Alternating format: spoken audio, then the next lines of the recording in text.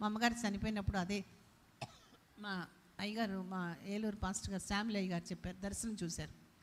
కనుక వెళ్ళగానే పరలోకంలో మరి మహిమతో ప్రభువు ఉన్నారట, దేవదూతలందరూ ఉన్నారంట. అప్పుడు పరలోకంలోకి వెళ్ళిన కొంతమంది సన్నిధి స్త్రీలు కూడా ఉన్నారంట.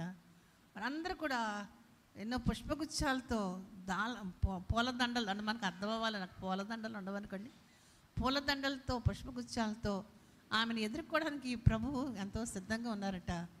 మా అమ్మగారు పరలోకానికి వెళ్ళగాను, ఎందుకంటే ఈ లోకంలో ఉండగా ఎంతో వ్యక్తిగత జీవితం జీవించారు, ఎంతోమంది ఆత్మలను రక్షించారు మా అమ్మగారు. కనుక ఆమె పరలోకానికి దేవదూతలాగా వెళ్ళగానే ఆమెని ఆలింగనం చేసుకున్నారంట. రండి రండి రండి, పరలోక రాజ్యం బలా నమ్మకమైన మంచి దాసురాలా అని చెప్పి వాళ్ళందరూ షేక్ హ్యాండ్ ఇచ్చి మా అమ్మగారిని ఆలింగనం చేసుకుని లోపలికి తీసుకువెళ్ళారని మా అయ్యగారు అప్పుడు దర్శనంలో చెప్పారు. కనుక ఈ లోకంలో